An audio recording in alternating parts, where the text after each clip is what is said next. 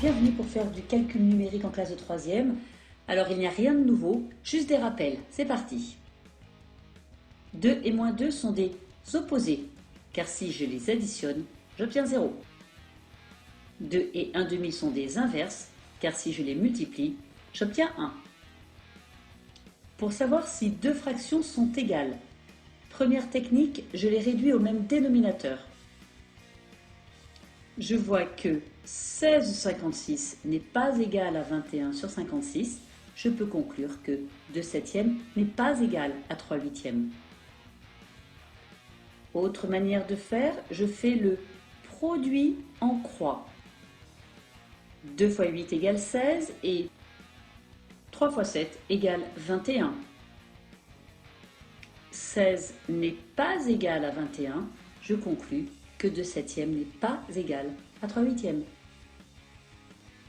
Pour additionner et soustraire des fractions, je dois d'abord les mettre au même dénominateur. Ici j'ai comme dénominateur 7, 42, 21.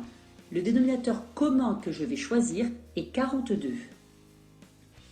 Une fois que j'ai 42 comme dénominateur commun, à ce moment-là, je peux procéder à l'addition et j'obtiens 11 sur 42.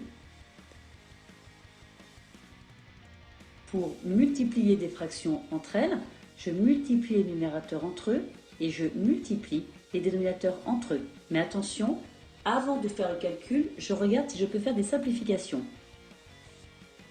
Au numérateur, j'ai 3 fois 25. 25, c'est 5 fois 5.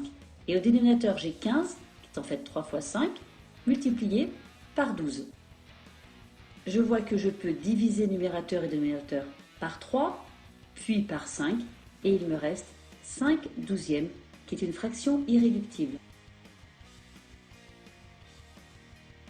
Enfin, pour diviser deux fractions, eh bien, je vais multiplier par la fraction inverse. L'inverse de 4/5, c'est 5/4.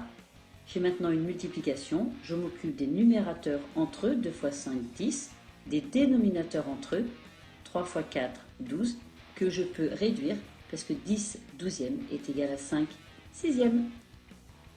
Dernier rappel, quand j'ai une succession d'opérations, je commence toujours d'abord par les parenthèses. S'il n'y en a pas, je mets la priorité aux divisions et aux multiplications et je procède ensuite à l'addition et à la soustraction. Voyons maintenant des rappels sur les puissances. 2 à la puissance 3, je rappelle que c'est 2 fois 2 fois 2, 3 fois.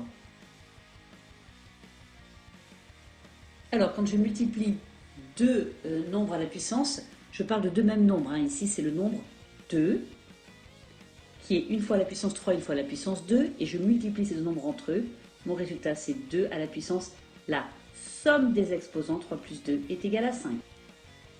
Quand je divise maintenant 2 puissance 3 par 2 puissance 5, à ce moment-là, je fais la différence de mes exposants et j'obtiens 2 à la puissance 3 moins 5, 2 à la puissance moins 2. On note au passage que 2 à la puissance moins 2, c'est l'inverse de 2 à la puissance 2. 2 à la puissance 3, le taux à la puissance 4, c'est 2 à la puissance, cette fois je multiplie les exposants entre eux, 3 fois 4, 12. Autre formule à connaître, 2 tiers à la puissance 4, eh bien c'est 2 à la puissance 4 divisé par 3 à la puissance 4.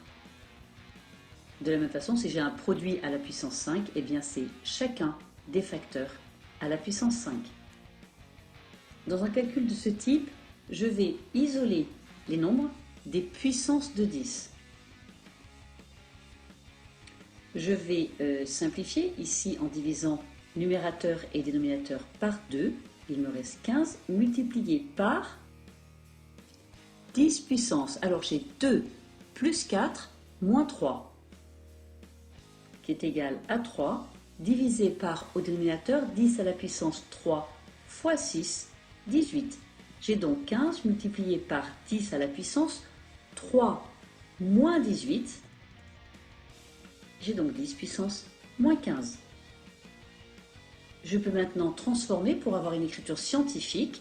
Je déplace la virgule d'un cran vers la gauche et je compense en transformant le 10 puissance moins 15 en 10 puissance moins 14. Si tous ces rappels sont clairs, tu peux passer aux exercices. Sinon, réécoute la vidéo.